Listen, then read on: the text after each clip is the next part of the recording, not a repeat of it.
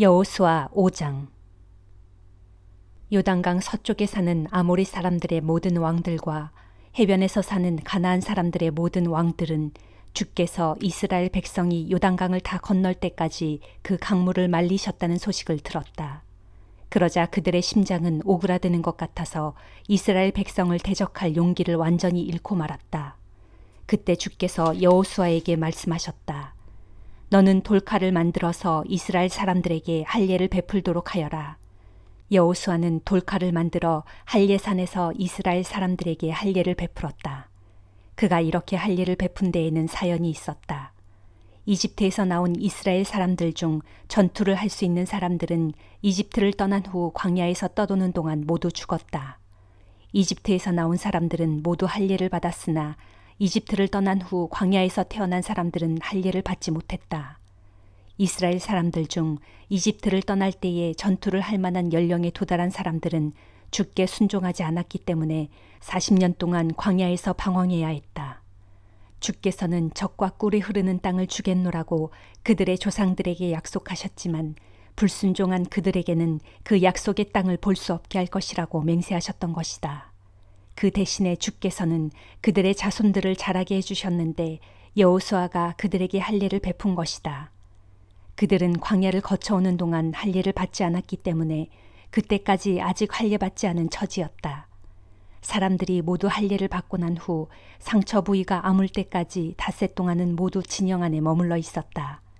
주께서 여호수아에게 말씀하셨다. 오늘 나는 너희가 이집트에서 받은 수치를 완전히 굴려 없애버렸다.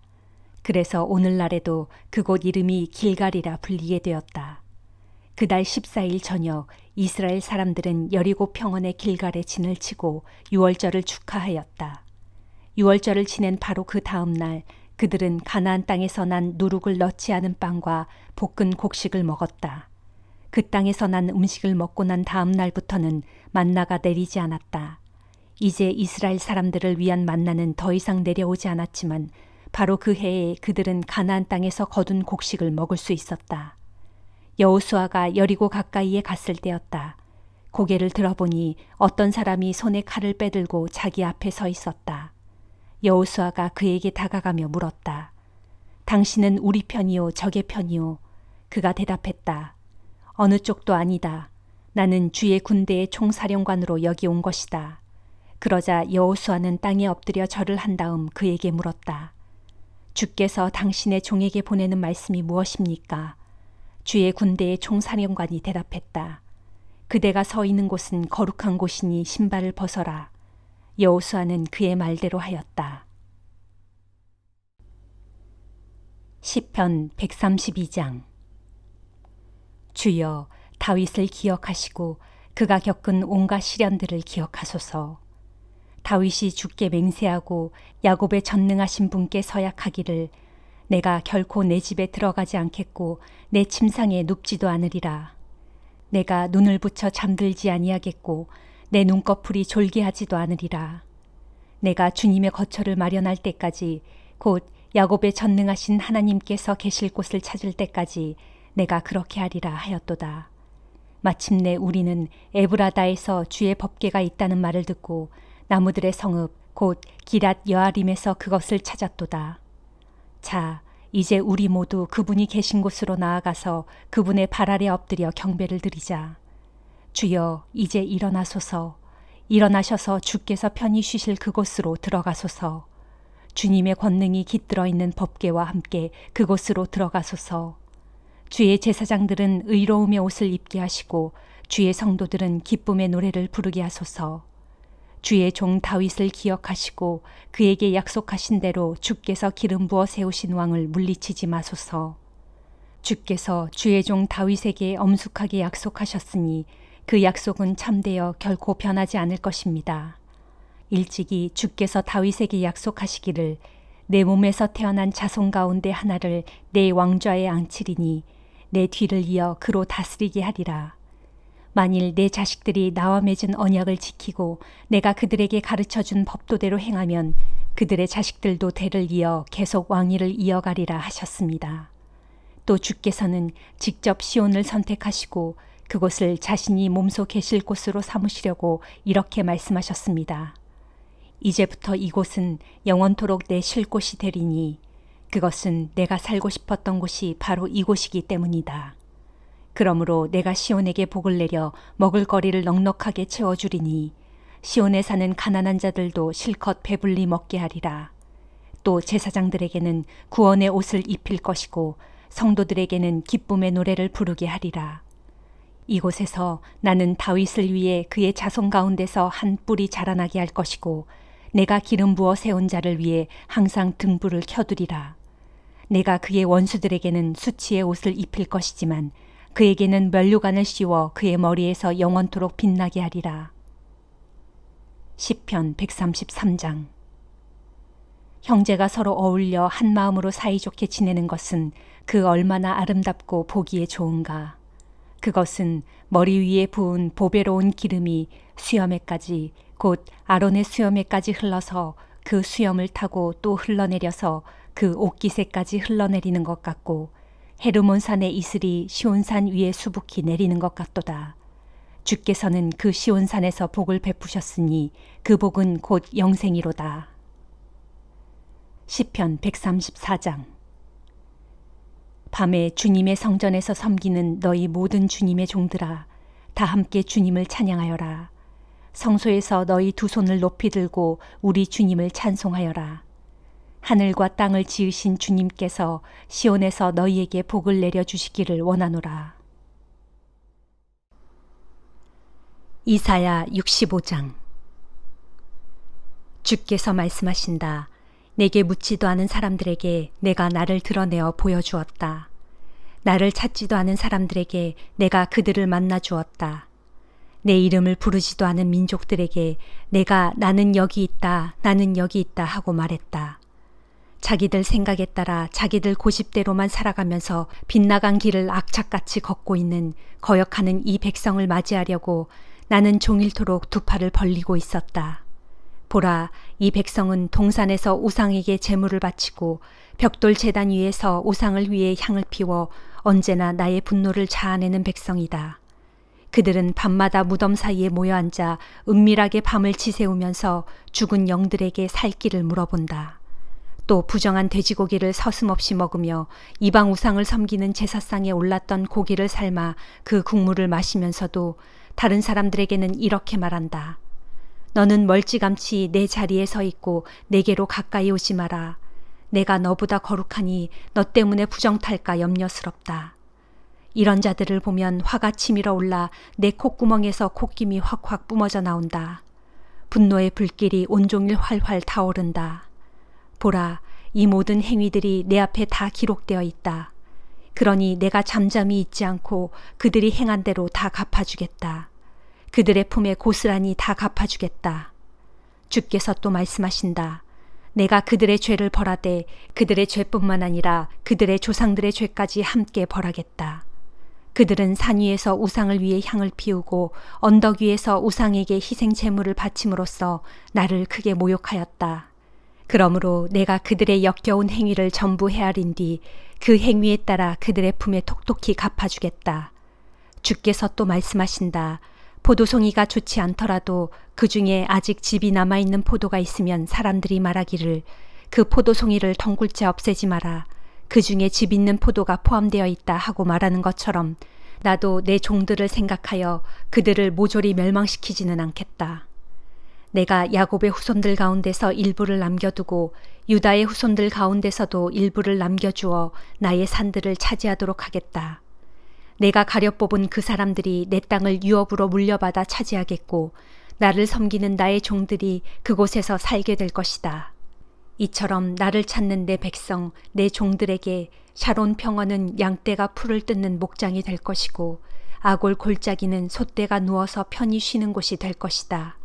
그러나 나 주를 버리고 떠나서 나의 거룩한 산을 까맣게 잊어버린 채 행운의 신 갓 앞에 제사상을 차려놓고 운명의 신 무니 앞에 섞은 술을 가득히 부어 바치는 자들아, 이제 너희 우상 숭배자들의 운명은 칼에 맞아 죽는 신세가 될 것이다.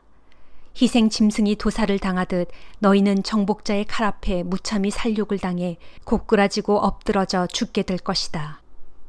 내가 너희를 불러도 너희가 대답하지 않았고 내가 너희에게 경고했어도 너희가 귀담아 듣지 않았기 때문이다. 너희는 내가 보는 앞에서 온갖 악을 자행하고 내가 싫어하는 일들만 골라서 행하였다. 그러므로 이제 주께서 이렇게 말씀하신다. 보라, 나의 종들은 배불리 먹겠지만 너희는 굶주릴 것이다. 나의 종들은 마음껏 마시겠지만 너희는 목이 마를 것이고 나의 신실한 종들은 기뻐하며 살 것이지만 너희는 수치를 당할 것이다. 보라, 내 종들은 마음이 즐거워서 소리 높여 기쁘게 노래하겠지만 너희는 마음이 아파서 울부짖겠고 영혼이 괴로워서 통곡할 것이다. 너희의 이름은 나의 택한 종들이 누군가를 저주할 때 사용되는 이름이 될 것이다. 그렇다. 주께서는 너희를 죽게 하시겠지만 자기 종들에게는 새로운 이름을 주실 것이다. 보라, 그날에는 너희가 더 이상 우상을 찾지 않을 것이다. 누구든지 땅에서 복을 구하는 사람은 진리이신 하나님을 두고 복을 구할 것이고 땅에서 맹세를 하는 사람도 진리이신 하나님을 두고 맹세할 것이다. 그것은 지난날 저지른 너의 허물들을 내가 다 잊을 것이고 내 눈앞에서 모조리 치워버릴 것이기 때문이다. 주께서 말씀하신다. 보라, 이제 내가 새 하늘과 새 땅을 창조할 것이니 이전 것들은 더 이상 기억되거나 마음속에 떠오르지 않을 것이다. 그러므로 너희는 내가 새롭게 창조하는 것들을 보고 영원히 기뻐하고 즐거워하라. 보라, 내가 예루살렘을 기쁨의 도성으로 창조하고 그 주민을 즐거움의 백성으로 만들 것이다. 그래서 내가 나의 예루살렘을 보고 심히 기뻐하고 나의 백성을 보고 크게 즐거워하리니 다시는 그 안에서 울음소리와 울부짖는 소리가 들리지 않을 것이다. 또 거기서는 태어나서 며칠 살지도 못하고 죽는 아이가 단 한 명도 없겠고 제 수명을 다 채우지 못하고 죽는 노인도 아무도 없을 것이다. 더러 100살에 죽는 자가 있으면 쯧쯧 아주 어린 나이에 죽었구나 하는 말을 듣겠고 간혹 100살이 못 되어 죽은 자가 있으면 아, 저 사람은 저주를 받았구나 하고 생각할 것이다. 그날의 사람들은 저마다 자기 집을 짓고 편안히 살겠고 저마다 자기 포도원을 일구어 그 열매를 풍성히 따먹을 것이다. 자기가 지은 집에 다른 사람이 들어와 사는 일이 절대로 없겠고 자기가 땀 흘려 농사지은 곡물을 다른 사람에게 빼앗기는 일도 결코 없을 것이다. 그날에 내 백성은 수명이 긴 나무처럼 그렇게 오래오래 살겠고 나의 택한 자들은 자기 손으로 수고하여 얻은 것들을 길이길이 누리며 살 것이다. 그날에 내 백성은 헛되이 수고하는 일이 하나도 없겠고 그들이 낳은 자녀들은 어떤 재난에도 빠지지 않을 것이다. 그들은 모두 주께 복받은 자들이 되겠고 그들의 자손들도 그들처럼 모두 주께 복을 받을 것이다. 그날에는 그들이 나를 불러 간구하기도 전에 내가 응답하겠고 그들이 말을 채 마치기도 전에 내가 그들의 소원을 다 들어줄 것이다. 정녕 그날에는 늑대와 어린 양이 사이좋게 풀밭에서 함께 풀을 뜯고 사자가 소처럼 여물을 먹을 것이며 뱀이 흙을 먹고 살 것이다. 보라, 그날에 나의 거룩한 산 시온에서는 서로 해치거나 상하게 하는 일이 결코 없을 것이다. 이는 주께서 하신 말씀이다. 마태복음 13장. 그날 예수께서 집에서 나와 갈릴리 호숫가에 가서 앉으시자 많은 사람들이 예수님 주위에 모여들었다. 예수께서는 배에 올라가 앉으셨고 사람들은 호숫가에 그대로 서 있었다. 그때에 예수께서는 비유를 들어 많은 것들을 말씀해 주셨다. 한 농부가 밭에 나가 씨를 뿌렸습니다. 그런데 어떤 씨들은 길가에 떨어지니 새들이 와서 쪼아 먹었습니다. 또 어떤 씨들은 흙이 깊지 않은 돌밭에 떨어지니 싹이 곧 올라왔지만 흙이 얕아서 뜨거운 뙤약볕에 말라 죽어버렸습니다. 뿌리가 깊이 박히지 않았기 때문입니다. 또 어떤 씨들은 가시덤불 속에 떨어지니 가시덤불이 무성하게 자라 그 씨들이 자라지 못하게 막아버렸습니다. 그러나 어떤 씨들은 기름진 좋은 땅에 떨어지니 그 씨들이 잘 자라 100배, 60배, 30배의 열매를 맺었습니다. 귀 있는 사람은 알아들으십시오. 제자들이 다가와서 예수께 물었다. 왜 사람들에게 비유로 가르치십니까? 예수께서 대답하셨다. 너희에게는 하늘나라의 비밀을 아는 것이 허락되었으나 다른 사람들에게는 허락되지 않았다. 가진 사람은 더 받아서 넉넉하게 되겠지만 갖지 못한 사람은 조금 있는 것까지도 빼앗길 것이다. 내가 비유로 말하는 이유는 이것이다. 즉, 그들은 보아도 보지 못하고 들어도 듣지 못하기 때문이다. 이로써 이사야의 예언이 이루어지는 것이다. 너희는 듣기는 들어도 깨닫지 못할 것이고 보기는 보아도 알아보지 못할 것이다.